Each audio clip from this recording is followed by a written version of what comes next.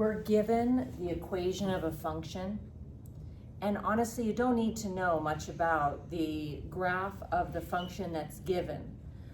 The purpose is to understand that if you just off to the side add a number, it takes that graph and moves it up.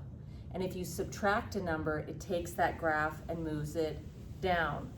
So in this one, we've been given h of x, and we would like to write an equation where this h of x has been moved down by 4.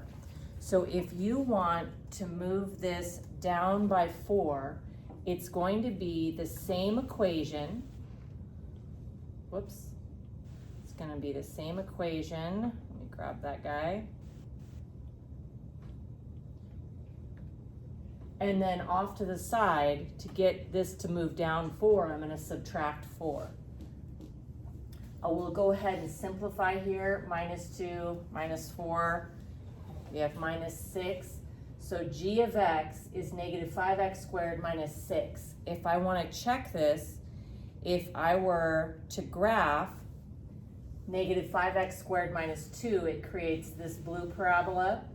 And if I graph y equals -5x squared minus 6, I get this green parabola. And notice the difference is this blue one here was moved down 4. So let's do that one more time. You can do this to any equation. This one we've been given h of x equals 5 square root of x plus 1. And we would like to write an equation g of x where the graph of h of x has been moved up 3. So if I want to move something, slide it, translate it, up 3, we're going to have the exact same equation, but then to move it up 3 off to the side, I'm going to add 3. Now in this particular equation, there's nothing to simplify or combine. I'm just rewriting it to emphasize that. So g of x is equal to 5 root x plus 1 plus 3.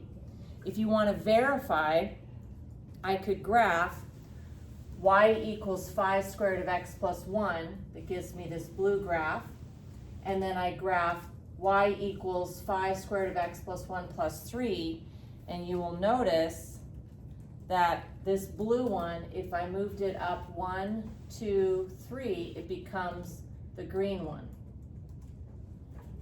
So if you want to take a graph and move it up, you add a number on the side. And if you want to move a graph down, you subtract a number off to the side.